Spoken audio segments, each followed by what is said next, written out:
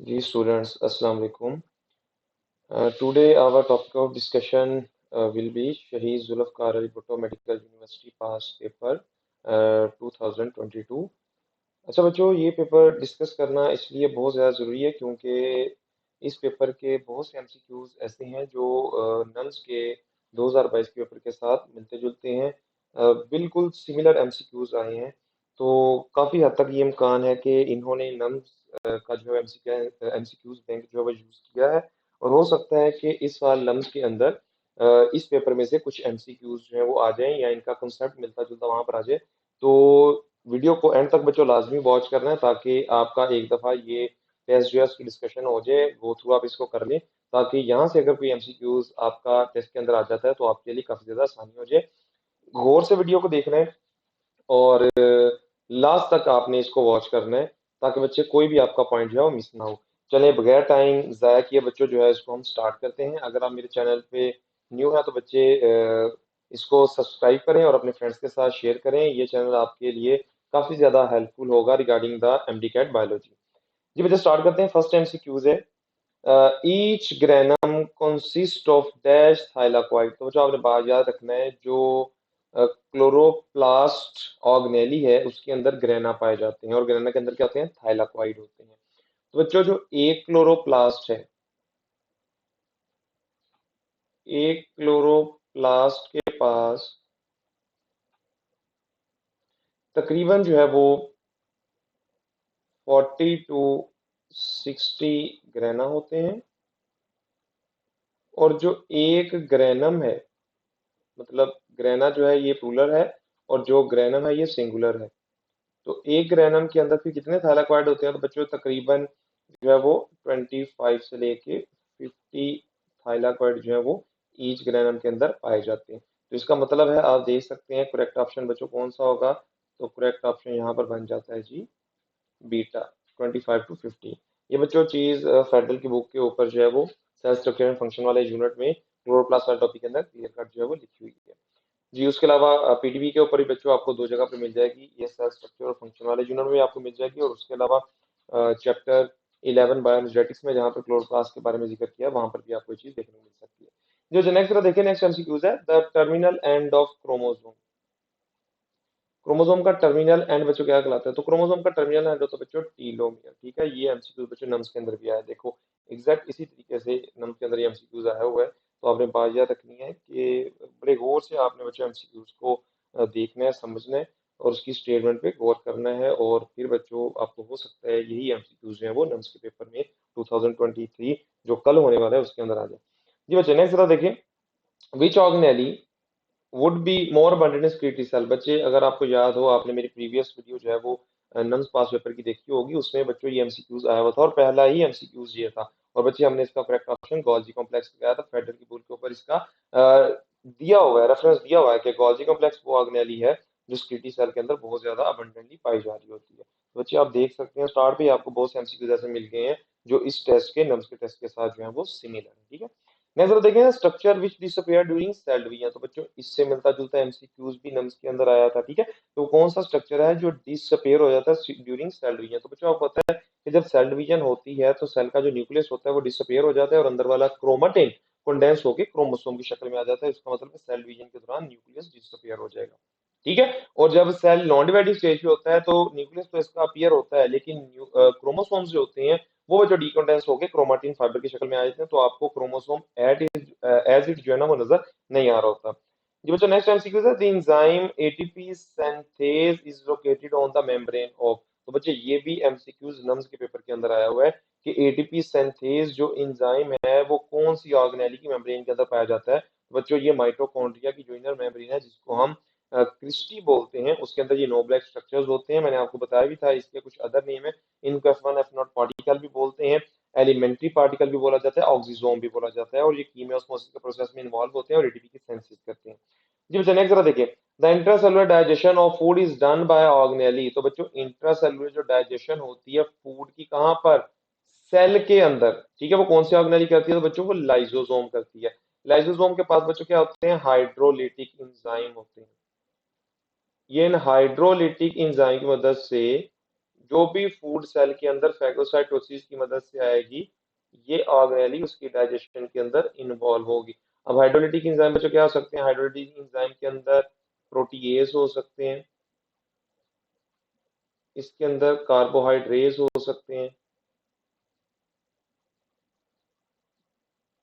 इस कैटेगरी के अंदर बच्चों लाइपेज आ सकता है जो लिपिड को ब्रेक डाउन करेंगे। ठीक है, इसके अंदर न्यूक्लियेसिस आ सकते हैं।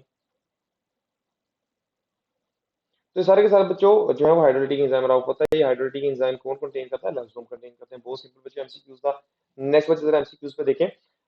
विच axon would transmit and action potential most rapidly? ठीक है, वो कौन सा एक्सोन होगा? तो बच्चों आपको मैंने एक चीज क्लियर कट जो है वो समझाई हुई है कि जो एक्सोन होता है या नर्व इम्पल्स की जो स्पीड होती है डिपेंड करती है किस चीज के ऊपर? एक्सोन या न्यूरॉन के फाइबर की लेंथ के ऊपर। लेंथ ज्यादा होगी, नर्व इम्पल्स की स्पीड ज्यादा होगी। डायमीटर के ऊपर, डायमीटर ज्यादा, नर्व इम्पल्स ज्यादा। और बच्चों इंसुलेशन के ऊपर या माइलिनेशन के ऊपर। तो अगर ये चीजें ज्यादा है तो नर्व इम्पल्स की स्पीड भी ज्यादा है। अब आपने ऑप्शन में ऐसा एक्सॉन देखना है जिसकी बच्चों लेंथ ज्यादा है, डायमीटर ज्यादा है, या उसके ऊपर माइलिनेशन है, तो वो ट्रांसमिशन ज्यादा करेगा। अल्फा ऑप्शन जरा देखिए, 1 millimetre diameter neuron lacking Mylan, तो बच्चों यहाँ पर माइलन शीट मौजूद नहीं है, इसका मतलब है स्पीड ज्यादा नहीं होगी।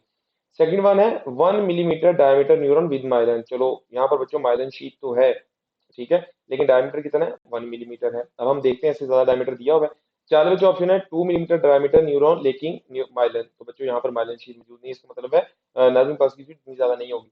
डेल्टा ऑप्शन जरा देखें, 2 millimetre diameter neuron with Mylan sheet, इसका मतलब है डायमीटर भी इसका ज्यादा है और इसके ऊपर माइलन शीट भी मौजूद है, तो इसका मतलब है करेक्ट ऑप्शन बच्चों जो होगा वो डेल्टा होगा। ठीक है, ये डायमीटर भी ज्यादा रख रहा है, माइलन शीट भी रख रहा है, तो बच्चों ये नर्व इम्पल्स की स्पीड को ज्यादा स्पीड के साथ जो है वो कंडक्ट करवाएगा। जो नेक्स्ट एमसीक्यूज है जी, वेजोप्रेसिन इज एन एग्जांपल हो, तो बच्चे वेजोप्रेसिन आपको पता है एक ऐसा हार्मोन है जिसको प्रोड्यूस करता है हाइपोथैलेमस का न्यूरोस्क्लेटल सेल, लेकिन ये स्टोर होते हैं posterior lobe of pituitary gland में, और न्यूरो स्टिमुलेशन के बाद ये वहां से रिलीज करवा दिए जाते हैं। वेजोप्रेसिन और ऑक्सीटोसिन बच्चों दोनों का सेम यही पैटर्न होता है और दोनों की केमिकल नेचर भी एक है। ये बच्चों पेप्टाइड हार्मोन है, ये आपने पास याद रखनी है, फेडरल की बुक के ऊपर क्लियर कट लिखा हुआ है। पंजाब के ऊपर ही बच्चों ये क्लियर कट लिखा हुआ है कि वेजोप्रेसिन, इसको एडीएस भी बोला जाता है, और ऑक्सीटोसिन, ये दोनों हार्मोन जो होते हैं बच्चों पॉलीपेप्टाइड इन नेचर होते हैं। ये बच्चों नेक्स्ट जरा देखें, which function is not controlled by hypothalamus, वो कौन सा काम है जो हाइपोथैलेमस नहीं करती? तो इस एमसीक्यू को सॉल्व करने के लिए आपको पहले ये पता होना चाहिए कि हाइपोथैलेमस कौन कौन सा काम करता है। तो बच्चे हाइपोथैलेमस जो होता है ये आपकी बॉडी की हंगर को कंट्रोल करता है, ये बच्चों स्लीप एंड वेक साइकिल को कंट्रोल करता है, ये आपकी बॉडी की ऑस्मो रेगुलेशन के अंदर इन्वॉल्व होता है, थर्मो रेगुलेशन के अंदर इन्वॉल्व होता है। ठीक है, और ये आपकी बॉडी में कुछ हार्मोन्स भी जो है वो रिलीज कर रहा होता है, तो ये बच्चे इसके कुछ काम होते हैं। अब हम देखते हैं यहाँ पर कौन सा काम इसका नहीं लिखा होगा। जी देखिए बच्चे, जरा अल्फा लिखा है रेगुलेट हंगर, तो मैंने आपको पहले बता दी हंगर के अंदर इन्वॉल्व होता है, आपने वो देखना है जो काम ये नहीं कर रहा। चाले बच्चों वाटर बैलेंस मतलब ऑस्मो रेगुलेशन, इसके अंदर भी इन्वॉल्व होता है। बीटा है बच्चों स्लीप को रेगुलेट करता है, मैंने आपको बताया कि स्लीप एंड वेक साइकिल के अंदर इसका रोल होता है। चार्ली ऑप्शन बच्चे, बल्कि यहाँ पर ये गलती से चार्ली लिखा गया, ये डेल्टा ऑप्शन है। अब डेल्टा ऑप्शन क्या है? स्टोरिंग लॉन्ग टाइम मेमोरीज, तो बच्चों आपको पता है ये हाइपोथैलेमस का काम नहीं है। लॉन्ग टाइम मेमोरीज को स्टोर करना हाइपोथैलेमस का काम नहीं है, ये बच्चों काम होता है किसका? हिप्पोकैम्पस का। या मेमोरी फॉर्मेशन के अंदर सेरिब्रम भी बच्चों रोल प्ले करता है, लेकिन लॉन्ग टर्म मेमोरी को स्टोर करना बच्चों हिप्पोकैम्पस का काम है, हाइपोथैलेमस का काम नहीं है, तो डेल्टा ऑप्शन करेक्ट होगा। जी बच्चों नेक्स्ट एमसीक्यू देखें, posterior lobe of pituitary gland produce, बच्चों एक चीज मैं आपको बार बार एफएससी के अंदर भी बताता हूँ, हम डिस्कस करते हैं कि posterior lobe of pituitary gland ना कोई भी हार्मोन नहीं बनाता, ये ऐसा एंडोक्राइन ग्लैंड है जो हार्मोन की प्रोडक्शन करता है, सिर्फ हार्मोन को स्टोर करता है। अब ये टेक्निकली एमसीक्यूज जब दिया गया है इस पेपर के अंदर तो रॉन्ग बनता है, ठीक है ना, क्योंकि बच्चे प्रोड्यूस नहीं करते, क्या करते हैं? ये स्टोर करते हैं। यहाँ पर वैसे वर्ड आना चाहिए था store, posterior lobe pituitary gland store, तो मैंने आपको अभी ऊपर बताया है कि पोस्टीरियर लोब पिट्यूटरी ग्लैंड जो होते हैं ये दो हार्मोन स्टोर करते हैं, ये वो हार्मोन होते हैं जो हाइपोथैलेमस के सिक्रीटरी सेल्स बना के देते हैं। एक बच्चे इसके अंदर से वेसोप्रेसिन या एडीएचआर, दूसरा है ऑक्सीटोसिन, तो आपने ऑप्शन में से बच्चे डेफिनेटली वही फाइंड करना होगा, तो अल्फा ऑप्शन जरा देखें ऑक्सीटोसिन, तो बच्चों यही करेक्ट ऑप्शन होगा। नेक्स्ट जरा देखें, neuron the message is transmitted across synapse in the form of messenger, तो बच्चों साइनेप्स के दौरान जो मैसेज ट्रांसपोर्ट किया जाता है, जो मैसेज ट्रांसफर किया जाता है वो एक केमिकल की फॉर्म में किया जाता है, उसको बोलते हैं न्यूरोट्रांसमीटर। ये बच्चे एमसीक्यूज की नम्स के अंदर आया हुआ है 22 के अंदर, ठीक है, तो आप काउंट करते जाए कितने एमसीक्यूज हैं बच्चों सेम यहाँ पर हो रही है। नेक्स्ट एमसीक्यू जरा देखें, microscopic gap between two neuron, तो बच्चों टू न्यूरॉन के दरमियान जो माइक्रोस्कोपिक गैप होता है वो जो एक पॉइंट होता है, वो जगह होती है जहां से एक न्यूरॉन से नर्व इम्पल्स दूसरे न्यूरॉन पे भेजी जाती है उसको बच्चे हम बोलते हैं साइनेप्स। अच्छा, अब आपने साइनेप्स की स्पेलिंग पे गौर करना है, SYNAPSE, ये बच्चों साइनेप्स है। ये जो अल्फा में लिखा हुआ है ना साइनेप्सिस, तो बच्चों ये साइनेप्सिस नहीं आएगा, ये साइनेप्सिस आपने पढ़ा होगा मियोसिस वन के प्रोफेज वन के अंदर। जब बच्चों होमोलोगस क्रोमोसोम एक दूसरे के करीब आते हैं, पेयर अप होते हैं, उस चीज को हम साइनेप्सिस बोलते हैं। लेकिन ये जो न्यूरॉन के दरमियान में दो न्यूरॉन कंजक्टिव के दरमियान बच्चों जो गैप होता है, इसको हम साइनेप्स बोलते हैं। और साइनेप्स वाली जगह पर बच्चे वो जो खाली जगह होती है साइनेप्स वाले पॉइंट को, उसको साइनेप्टिक क्लेफ्ट बोला जाता है। ठीक है, नेक्स्ट जरा देखें, in reflex are the cell body of sensory neuron located in. तो बच्चों बात याद रखनी है, जब हम पढ़ते हैं रिफ्लेक्स आर के बारे में, तो आपको पता है कि जो मैसेज लेके जाता है न्यूरॉन होता है सेंसरी न्यूरॉन। सेंसरी न्यूरॉन की बच्चों जो सेल बॉडी होती है, वो आपको पता है कि किससे बाहर वाली साइड पे होती है, स्पाइनल कॉर्ड से बाहर वाली साइड पे होती है। और किस जगह पर होती है बच्चों, ये एक स्वॉलन जगह पर पाई जाती है। जरा देखिए, मैं यहाँ पर बच्चों ये जगह बना रहा हूँ, इस जगह को हम बोलते हैं गैंग्लिया।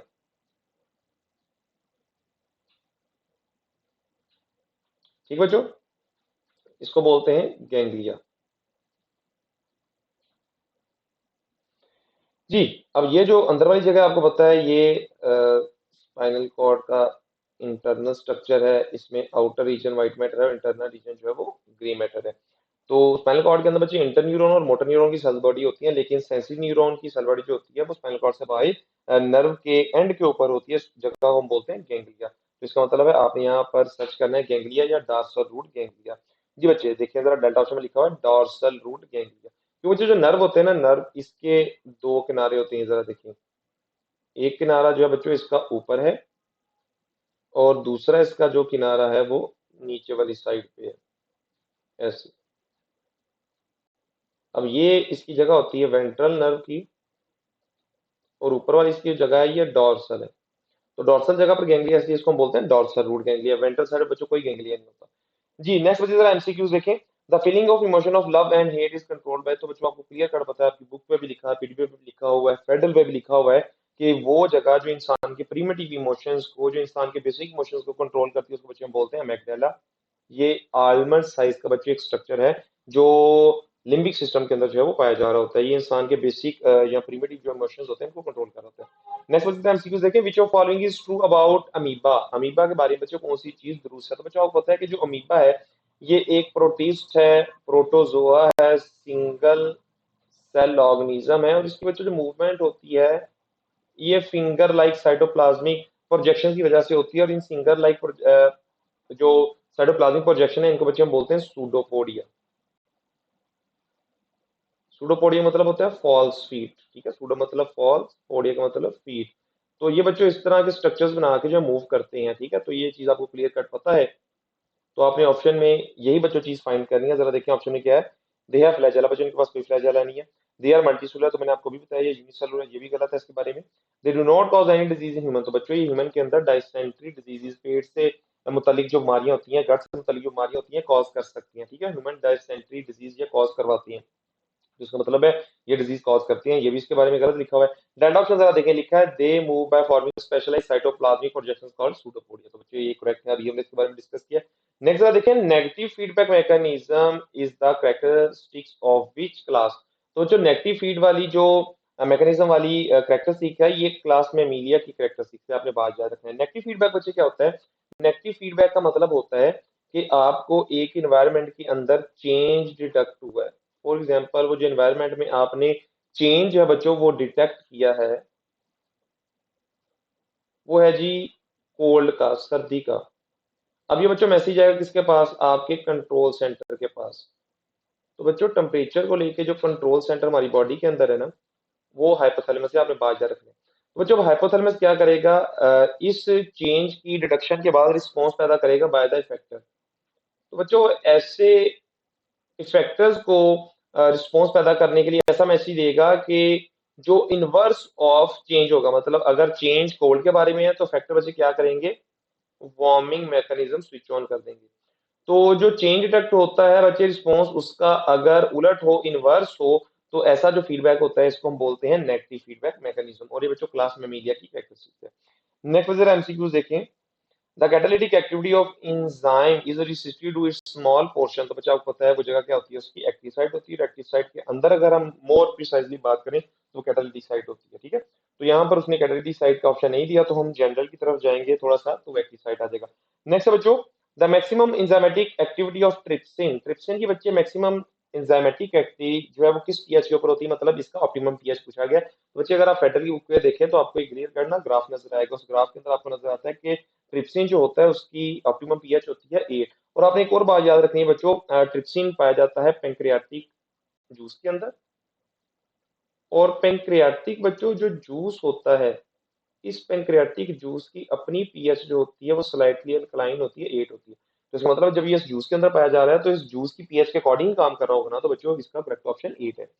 नेक्स्ट अगर देखें, most enzyme have optimum temperature around. तो बच्चों ज्यादातर जो इंजाइम होते हैं उनका ऑप्टिमम पीएच जो होता है ना वो 40 के अराउंड अबाउट होता है, ठीक है ना। और अगर हम ह्यूमन की बात करें, ह्यूमन के जो इंजाइम होता है वो होता है मैक्सिमम जो है 37 डिग्री सेल्सियस के ऊपर काम कर रहे होते हैं, और ये तो ये वैल्यू जो है अराउंड 40 की बन रही होती है। नेक्स्ट जरा एमसीक्यू देखें, enzyme work by lowering the dash of reaction they catalyse. तो बच्चों आपको पता है इंजाइम कैसे काम करते हैं, ये एक्टिवेशन एनर्जी को लो करके काम कर रहे होते हैं।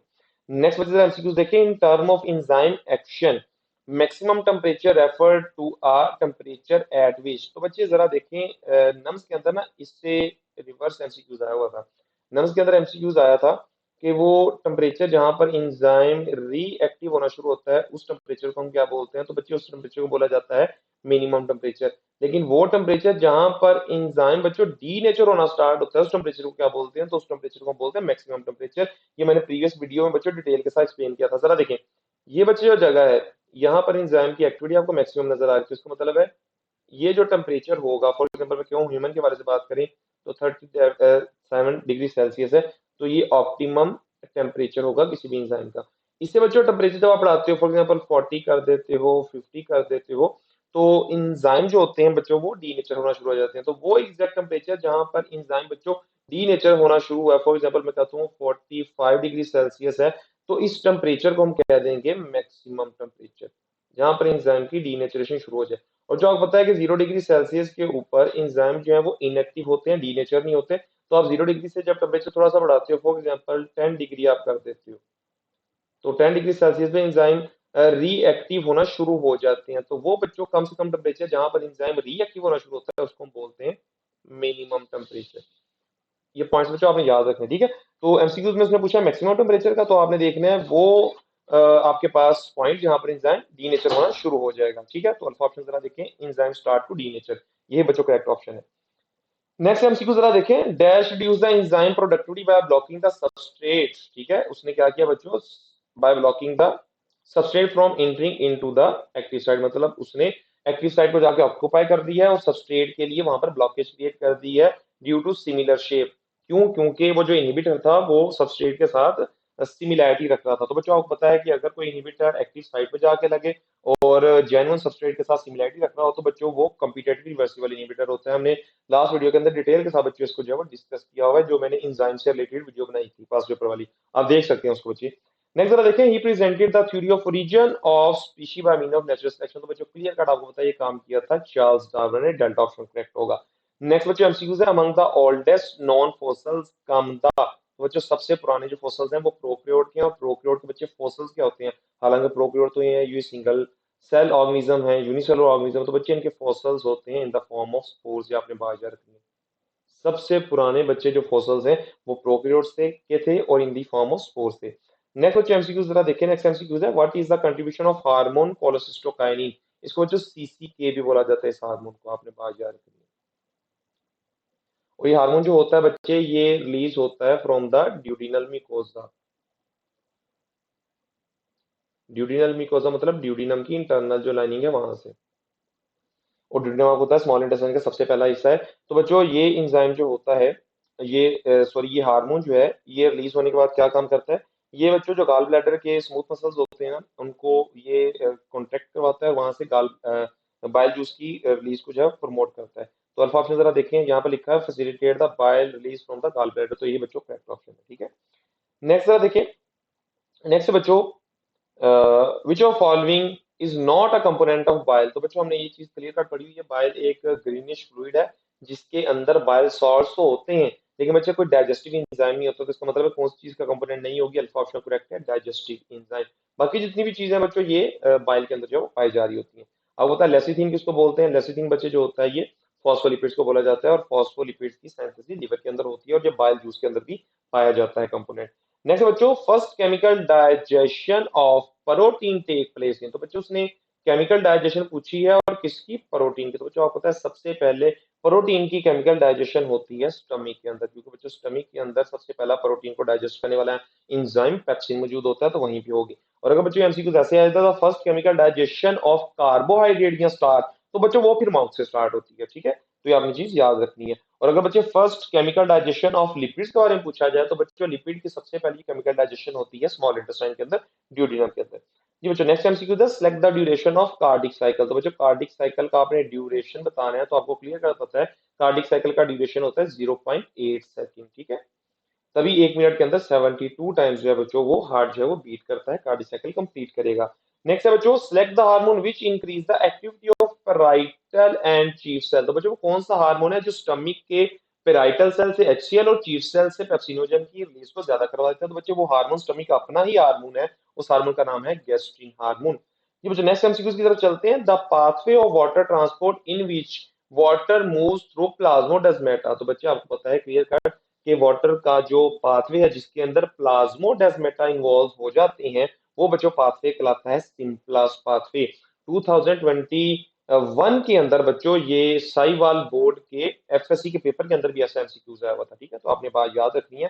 प्लाज्मोडेस्माटा जो होते हैं ये प्लांट सेल की साइटोप्लाज्मिक प्रोजेक्शंस होती हैं, ये मेम्ब्रेन की बनी हुई छोटी छोटी ट्यूब होती हैं जो एक प्लांट सेल को दूसरे प्लांट सेल से कनेक्ट करवा देती हैं, और उनके साइटोप्लाज्म का एक आपस में कनेक्शन हो जाता है। तो वाटर जो होगा बच्चों जब सिंप्लास पाथवे को अडॉप्ट करता है, तो वो फिर प्लाज्मोडेस्माटा से मूव करता हुआ एंडोडर्मस सेल से फिर आगे सेल की तरफ मूव कर जाता है, जाइलम सेल की तरफ, ठीक है। चलो बच्चे नेक्स्ट एमसीक्यूज देखें, enzyme trypsinogen is activated by, तो बच्चों इंजाइम ट्रिप्सिनोजन पाया जाता है पेंक्रियाटिक जूस के अंदर, लेकिन जब ये रिलीज होकर ड्यूडिनम के अंदर आ जाता है, तो ड्यूडिनम के अंदर बच्चों ड्यूडिनम का ये एंजाइम होता है, उसका नाम है इंटेरोकाइनेज, तो इंटेरोकाइनेज जो होता है फिर ट्रिप्सिनोजन को एक्टिव करके ट्रिप्सिन में कन्वर्ट कर देता है। नेक्स्ट बच्चे एमसीक्यू देखें, emulsification of large fat globules is facilitated bye, तो बच्चों आपको क्लियर कट पता है इसका करेक्ट ऑप्शन है बाय साल्ट। इमल्सिफिकेशन बच्चों क्या होती है, तोड़ देना, बड़े जो लिपिड के मॉलिक्यूल्स हैं उनको तोड़ के छोटे छोटे लिपिड्स के ग्लोब्यूल्स के अंदर या मॉलिक्यूल्स में कन्वर्ट करना क्या कहलाता है, इमल्सिफिकेशन कहलाता है, और ये काम ड्यूडिनम के अंदर होता है by the mean of bile salt या बाइल फ्लूइड। जी बच्चों, और ऐसी जो डाइजेशन होती है इसको हम मैकेनिकल डाइजेशन बोलेंगे, केमिकल डाइजेशन नहीं होगी बच्चों ये।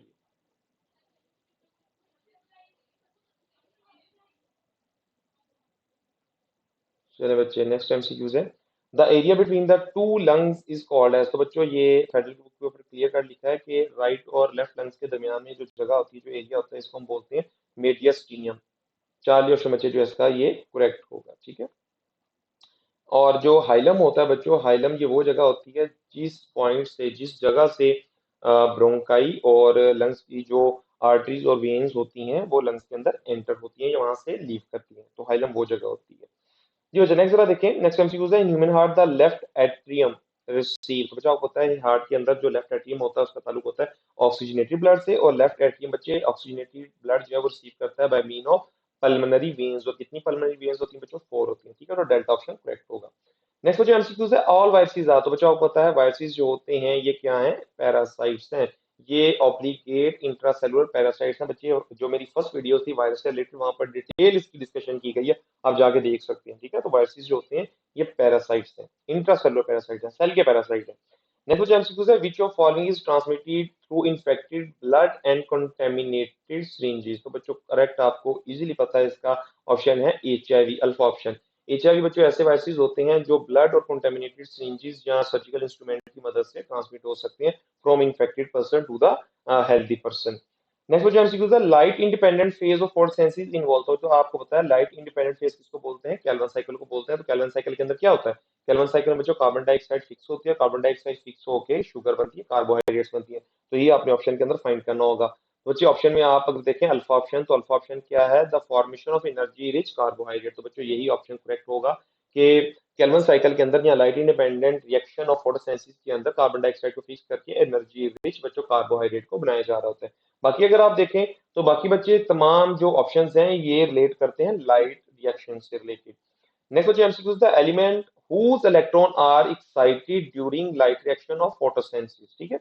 तो बच्चे वो कौन सा एलिमेंट है जिसके इलेक्ट्रॉन एक्साइट करते हैं during the light reaction of photosynthesis. तो ये बच्चों आपने चीज याद रखनी है। आपको पता है कि जब लाइट फॉल करती है फोटो सिस्टम के ऊपर, फोटो सिस्टम की किस जगह पर जाके बच्चों वो सारी लाइट कलेक्ट होती है, वो होती है रिएक्शन सेंटर क्लोरोफिल ए। और क्लोरोफिल ए का बच्चे कौन सा स्ट्रक्चर होता है जो लाइट को एब्जॉर्ब करता है और फिर इलेक्ट्रॉन को इमिट करता है? तो वो क्लोरोफिल के स्ट्रक्चर में उसका हेड होता है, इसको हम बोलते हैं पोरफेरिक रिंग। और पोरफेरिक रिंग में से बच्चों किस चीज के अंदर से इलेक्ट्रॉन निकलेंगे? तो आपने क्लियर कट बात याद रखनी है, पोरफेरिक रिंग का जो दरमियान वाला मेटल आयन होता है मैग्नीशियम, वहां से बच्चों इलेक्ट्रॉन निकलते हैं और निकल के फिर प्राइमरी इलेक्ट्रॉनिक एक्सेप्टर के पास चले जाएंगे। जी बच्चे नेक्स्ट जरा एमसीक्यूज देखें। Select an example of fibrous protein. तो बच्चे फाइब्रस प्रोटीन वो होती है जो आपकी बॉडी के अंदर स्ट्रक्चर बना रही होती है, ठीक है। तो कोलेजन अगर बच्चे आप देखें तो कोलेजन आपके बोन के अंदर, कार्टिलेज में, आपके लिगामेंट के अंदर, टेंडन के अंदर ये एक पाई जाने वाली ऐसी प्रोटीन है जो मैट्रिक्स बना रही होती है। और बच्चों ये फिब्रल फॉर्म के अंदर होती है, ये राउंड या ग्लोबुलर फॉर्म में नहीं होती। तो कोलेजन बच्चों करेक्ट ऑप्शन है, ये फाइब्रस प्रोटीन है। बाकी जितने भी ऑप्शन है बच्चों ये सारी ग्लोबुलर प्रोटीन है। नेक्स्ट बच्चे एमसीक्यूज देखें। Which function is not performed by protein. वो कौन सा काम है जो प्रोटीन नहीं करती? तो बच्चे हम यहाँ पर देखते हैं, अल्फा है providing structure support to cell. तो बच्चों ये काम तो प्रोटीन बहुत ज्यादा करती है। बीटा ऑप्शन है कैटालाइज बायोकेमिकल रिएक्शन। तो बच्चों आपको पता है कि ऑल एंजाइम्स आर प्रोटीन, तो वो कैटालिस्ट के तौर पे ही काम करे होते हैं, ठीक है। तो ये भी प्रोटीन काम करती है। चलिए ट्रांसपोर्ट मटेरियल, तो बच्चों प्रोटीन ट्रांसपोर्ट करती है मटेरियल को, लाइक हीमोग्लोबिन, फेरेटिन, प्रोटीन, तो ये चीजों को ट्रांसपोर्ट कर रही होती हैं। और इवन के अक्रॉस सेल मेम्ब्रेन भी बच्चों प्रोटीन ही होती है, मटेरियल का ट्रांसपोर्ट करती है। डेल्टा ऑप्शन है providing insulation against heat loss. तो बच्चों ये काम प्रोटीन ही करती है, ये काम होता है लिपिड्स का, ठीक है, हीट लॉस के अगेंस्ट इंसुलेशन प्रोवाइड करना। नेक्स्ट जो एमसीक्यूज है, three hydrophobic fatty acid tails and glycerol molecule join to form. हाँ तो बच्चों आपको पता है कि जब तीन फैटी एसिड हो जाए और एक ग्लिसरॉल अल्कोहल हो जाए तो ये आपस में जब जुड़ती हैं तो बच्चों क्या बनता है? ट्राइग्लिसराइड बनता है। अगर बच्चों एक ग्लिसरॉल हो, एक अल्कोहल हो और एक फैटी एसिड हो तो मोनोग्लिसराइड बनता है। अगर बच्चों ग्लिसरॉल के दो एच इन्वॉल्व हो या दो अल्कोहल हो और दो फैटी एसिड हो तो डाइग्लिसराइड बनता है। लेकिन एक ग्लिसरॉल तीन फैटी एसिड के बच्चों मिलने से हमेशा ट्राइग्लिसराइड बनता है। ये आपने बात याद रखनी है। और ट्राइग्लिसराइड जो एनिमल्स के होते हैं वो फैट्स कहलाते हैं और जो प्लांट्स के होते हैं वो ऑयल्स कहलाते हैं।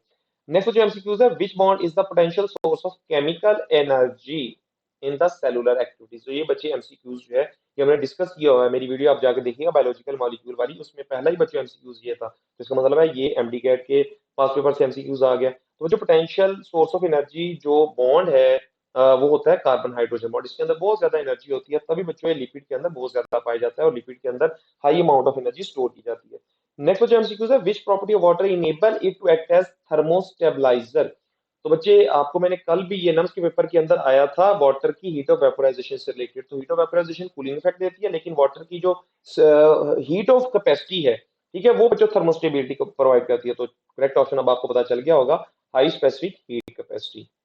जो नेक्स्ट एमसीक्यूज है, which molecule do not contribute to the formation of biological membrane. तो बच्चों आपको पता है बायोलॉजिकल मेम्ब्रेन में फॉस्फोलिपिड्स होते हैं, प्रोटीन्स हैं, कार्बोहाइड्रेट्स हैं। तो इसके अलावा जो होगा बच्चे आपने वो देखना, उसको आपने मार्क कर देना है। तो डेल्टा ऑप्शन जरा देखें, न्यूक्लियोप्रोटीन। न्यूक्लियोप्रोटीन का बच्चे बायोलॉजिकल मेम्ब्रेन की फॉर्मेशन में कोई काम नहीं है, ये क्रोमेटिन या क्रोमोसोम के अंदर पाई जा रही होती है। नेक्स्ट जरा देखें, which of following carbohydrates are sweetest among all. तो बच्चों आपको पता है जितना कार्बोहाइड्रेट सिंपल होगा उतना ज्यादा वो स्वीट होगा, क्योंकि हमारे जो टेस्ट बड्स होते हैं वो उनकी परसेप्शन अच्छे से कर सकते हैं। तो करेक्ट ऑप्शन बच्चों यहाँ पर आ जाएगा मोनोसैकेराइड्स। नेक्स्ट जो एमसीक्यू है, which organelle of animal cell are called as suicidal bag. तो बच्चों ये फेडरल की बुक के ऊपर क्लियर कट लाइन लिखी हुई है कि लाइसोसोम ऐसी सिंगल मेम्ब्रेनस ऑर्गेनेल्स हैं जिनके पास हाइड्रोलिटिक एंजाइम और एसिड फॉस्फेटेज एंजाइम होते हैं और ये ऑटोफेगी या ऑटोलाइसिस के अंदर इन्वॉल्व है, तभी इनको बच्चों सुसाइडल बैग बोला जाता है। नेक्स्ट एमसीक्यूज है, chemically cell wall of fungi is made up of. तो बच्चे कई जगह पर आप ये चीज के बारे में पढ़ते हो कि फंजाई की सेल वॉल और आर्थ्रोपोड्स का जो एक्सोस्केलेटन होता है वो काइटिन का बना हुआ होता है। तो चार भी ऑप्शन बच्चों करेक्ट होगा। नेक्स्ट एमसीक्यू जरा देखें, the organelle which provide neurotransmitter in nervous pathway. तो बच्चों वो कौन सी ऑर्गेनेली है जो न्यूरोट्रांसमीटर्स को बना के दे रही होती है न्यूरॉन सेल के अंदर? तो बच्चों वो गोल्जी ऑपरेटस है, गोल्जी कॉम्प्लेक्स है। आपने ये चीज पढ़ी होगी, न्यूरॉन वाला टॉपिक है कि न्यूरॉन की सेल बॉडी के अंदर बच्चों पाए जाते हैं नीजल ग्रेन्यूल्स। और नीजल ग्रेन्यूल्स के बेसिकली अंदर होता क्या है, ग्रुप ऑफ राइबोसोम है बच्चों उसके अंदर, ठीक है, एंडोप्लाज्मिक रेटिकुलम है, गोल्जी कॉम्प्लेक्स है। और इनका बच्चों मेन काम होता है न्यूरोट्रांसमीटर को बनाना और फिर उसको ट्रांसपोर्ट करवाना। तो आपने बात याद रखनी है, न्यूरोट्रांसमीटर न्यूरॉन के नीजल ग्रेन्यूल से बन के आ रहे होती हैं, जो गोल्गी ऑपरेटर से बच्चों जो है पैक होके आगे आ रहे होते हैं। नेक्स्ट जरा एमसीक्यूज देखें। The inner membrane of the mitochondria is called to form finger like. तो बच्चों आपको क्लियर कट पता है, जो माइटोकॉन्ड्रिया की इनर मेम्ब्रेन होती है उसको हम बोलते हैं क्रिस्टी, तो बीटा ऑप्शन करेक्ट होगा। नेक्स्ट बच्चे एमसीक्यू की तरफ चलते हैं। Adenylate cyclase in the cell membrane act as. तो बच्चे आपने एक बात याद रखनी है, कोई भी वो सब्सटेंस जिसका एंड होता है एज के ऊपर, ए एस ई, वो हमेशा बच्चों किसको रिप्रेजेंट करता है, वो इंजाइम को रिप्रेजेंट कर रहा होता है। तो पहली बात तो ये है कि सेल मेम्ब्रेन के अंदर जो एडिनाइलेट साइक्लेज है, ये बच्चों कौन सी चीज है, इंजाइम है। और बच्चों आपने ये भी बात याद रखनी है, एडिनाइलेट साइक्लेज काम क्या करता है बच्चों, एक ऐसा एंजाइम होता है जो ये एक ना रिसेप्टर के साथ कनेक्ट होता है, और ये हार्मोन को रिसीव करने के बाद, प्रोटीन या पॉलीपेप्टाइड हार्मोन को रिसीव करने के बाद क्या करता है, ये बच्चों एटीपी को कन्वर्ट करता है साइक्लिक एएमपी के अंदर, और ये साइक्लिक एएमपी हार्मोन्स का जो मैसेज होता है उसको फिर सेल के अंदर लेके जाते हैं, तो ये साइक्लिक एएमपी फिर सेकेंडरी मैसेंजर के तौर पे काम करेगा। तो बच्चों आपने बात याद रखनी है, ठीक है। और ये जो एटीपी से एएमपी मतलब सेकेंडरी मैसेंजर बनाना है, ये इसी एंजाइम का काम है, और ये बायोलॉजिकल मेम्ब्रेन के अंदर पाया जा रहा होता है कुछ सेल की बायोलॉजिकल मेम्ब्रेन में। नेक्स्ट जो एमसीक्यूज है, glycogen lipid droplet form the most important dash of the cell. तो बच्चों ये क्या बनाते हैं, सेल इन्फ्यूजन बना रहे होते हैं, जिनका काम होता है कि ये स्टोरेज सेल के साइटोप्लाज्म के अंदर स्टोरेज के तौर पे यूज हो रहे होंगे, स्टोरेज बॉडीज के तौर पे। नेक्स्ट जो एमसीक्यू है, वैक्सीनेशन इज एन एग्जांपल हो। तो बच्चों आपने बात याद रखना है, इम्यूनिटी में बारह ये चीज डिस्कस की जाती है। वैक्सीनेशन जब आ जाए तो एक ऐसी इम्यूनिटी होती है, ये बच्चों होती है artificial active immunity, artificially induced active immunity. ये बच्चों आपने बात याद रखनी है, जब भी वैक्सीनेशन का जिक्र होगा तो बच्चों आप यही ऑप्शन फाइंड करेंगे। तो यहाँ पर बच्चों देखें जरा कौन सा ऑप्शन इसको रिप्रेजेंट कर रहा है, चार्ली ऑप्शन, एक्वायर्ड या आर्टिफिशियल एक्टिव इम्यूनिटी। नेक्स्ट जो एमसीक्यूज देखें, lymphatic system contain all of the following organ structure except. तो बच्चे इसका करेक्ट ऑप्शन है लंग्स। लंग्स का बच्चे ताल्लुक लिम्फेटिक सिस्टम के साथ नहीं है, ये उसके लिम्फेटिक सिस्टम का स्ट्रक्चर नहीं है, बाकी अगर आप देखें तो सारे लिम्फेटिक सिस्टम के स्ट्रक्चर है। नेक्स्ट एमसीक्यूज जरा देखें, the unique macromolecule in the bacterial cell wall. तो वो बच्चों मैक्रोमोलिक्यूल जो यूनिक है बैक्टीरियल सेल वॉल के अंदर पाया जाता है उसको बच्चों हम बोलते हैं पेप्टाइडोग्लाइकन। चार्ली ऑप्शन करेक्ट होगा, इसको बच्चों म्यूरिन भी बोला जाता है।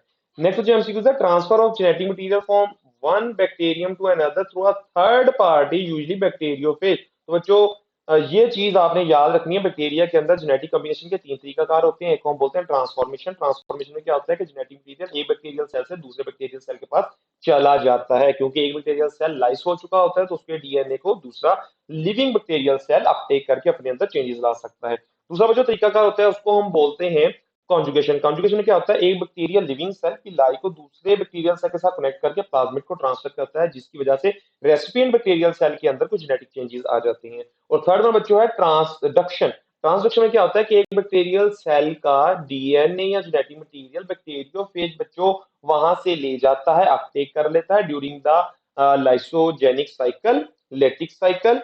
तो फिर बच्चों ये जो डीएनए होगा, जब ये यही बैक्टीरिया किसी दूसरे बैक्टीरिया को जाकर इन्फेक्ट करेगा तो उसके अंदर इनकॉर्पोरेट करवा देगा प्रीवियस बैक्टीरिया को, डीएनए को, तो उसके अंदर बच्चों को जेनेटिक चेंज आ जाएगा। तो जरा देखें, थर्ड पार्टी की वजह से मतलब बैक्टीरियोफेज की वजह से जो बैक्टीरिया के अंदर चेंज आ रहा है इसको हम बोलेंगे, चार्ली ऑप्शन करेक्ट है ट्रांसडक्शन।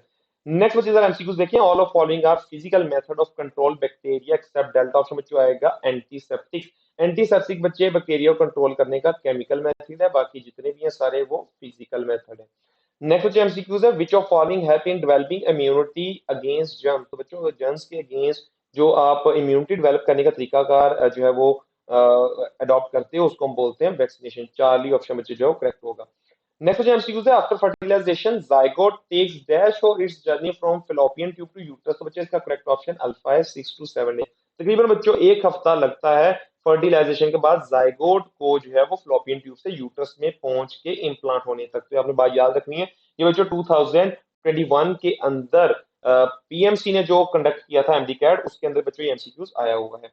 नेक्स्ट बच्चे एमसीक्यूज है, the best temperature for spermatogenesis. तो बच्चों आपको पता है स्पर्मेटोजेनेसिस का काम होता है ह्यूमन टेस्टिस के अंदर, और testis outside of the body पाई जाती हैं, और टेस्टिस के अंदर स्पर्मेटोजेनेसिस मतलब स्पर्म प्रोडक्शन के काम के लिए टेम्परेचर थोड़ा सा बॉडी से 2 डिग्री कम चाहिए होता है। तो बच्चों बॉडी का टेम्परेचर होता है 37, तो टेस्टिस के अंदर जो टेम्परेचर होगा वो 35 होगा, तो इसका मतलब है 35 डिग्री के ऊपर स्पर्म की फॉर्मेशन होती है।